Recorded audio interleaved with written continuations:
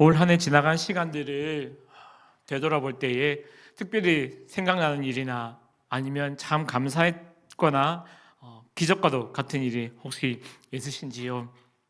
혹시 그런 일이 없다고 할지라도 한 가지 분명한 사실은 저와 여러분이 이렇게 하나님을 예배한 자리에 있다는 것, 우리가 주님과 함께하는 것이 바로 기적인 줄 믿습니다. 우리가 이런 기적을 누리고 또 살 수 있는 것은 지금으로부터 약 2000년 전 이 땅에 어마어마한 기적이 있었기 때문에 우리가 함께할 수가 있는 것입니다. 우리는 종종 이렇게 생각합니다. 기적은 성경에만 있었던 일이야. 혹은 기적은 특별한 사람에게만 일어나는 거야. 혹은 내 인생에 기적이란 없어.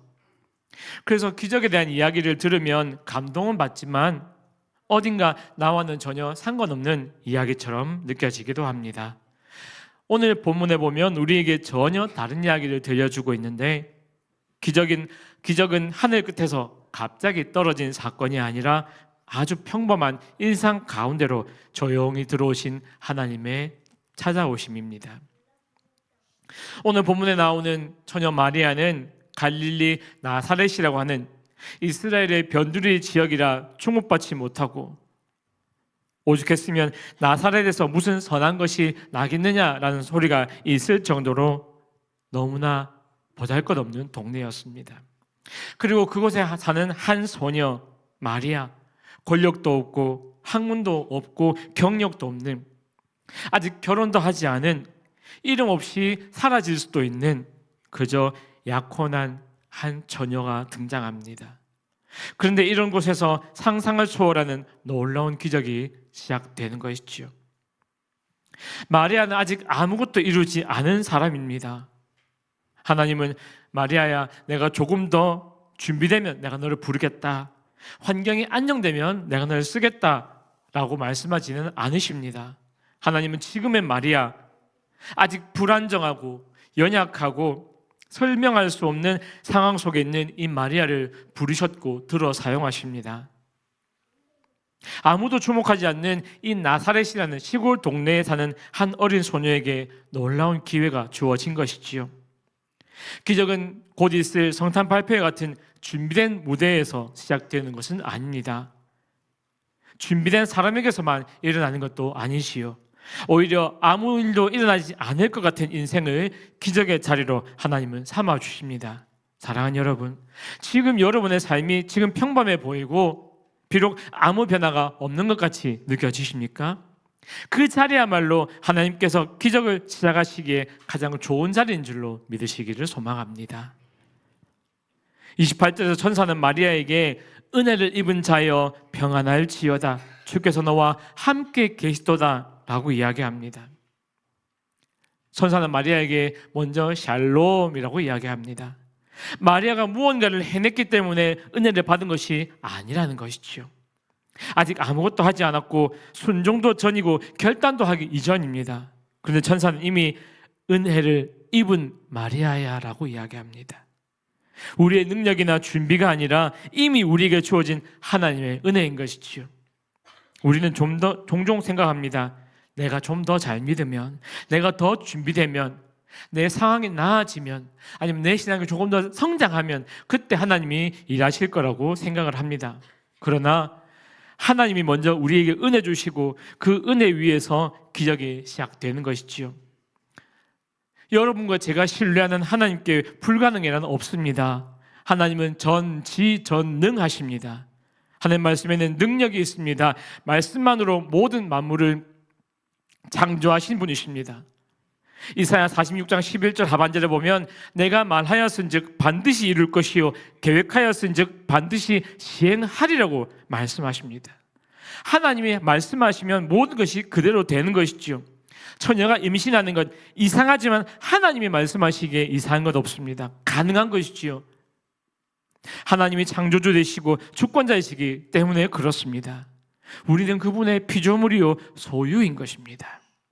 하나님의 말씀에 대한 우리는 어떻게 반응해야 될까요? 마리아는 이렇게 고백합니다. 오늘 읽지 않은 본문 38절입니다. 마리아가 이르되 주의 여종이오니 말씀대로 내게 이루어지리이다.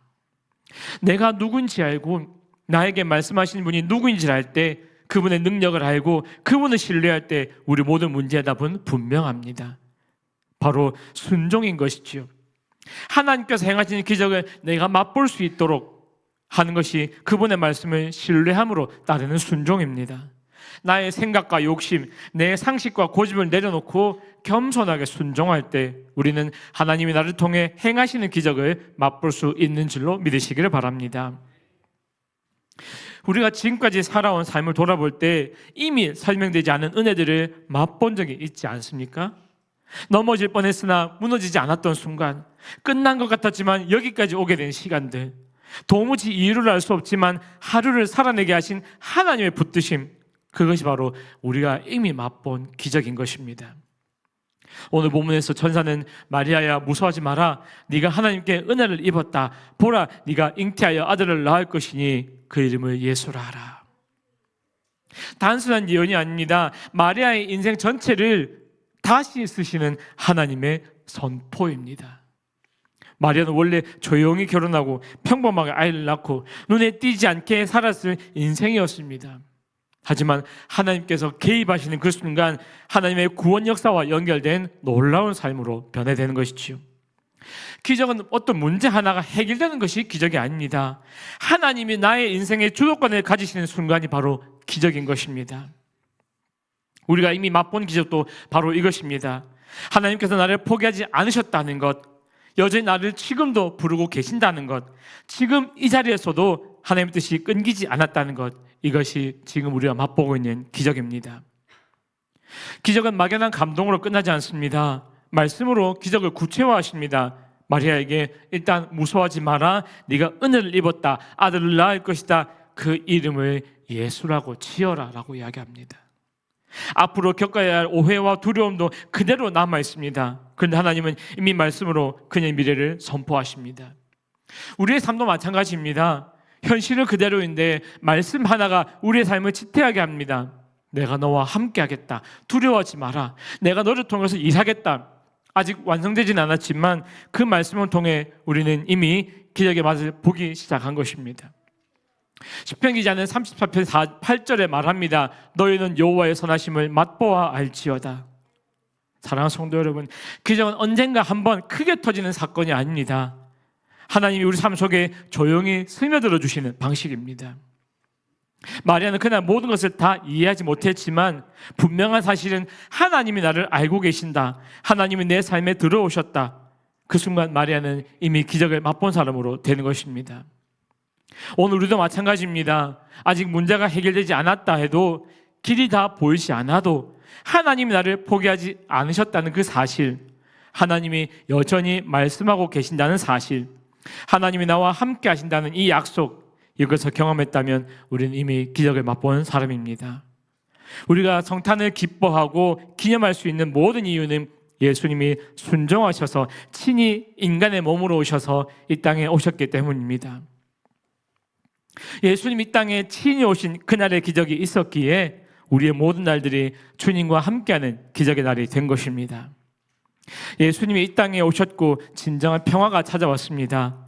우리 매일의 삶이 그날의 기적으로 말미암은 기적의 연속입니다. 사랑하는 여러분, 이 기적을 맛본 자, 우리 모두는 그날의 기적을 믿는 사람들로서 우리의 삶을 통해 기적을 이루어가는 사람들입니다.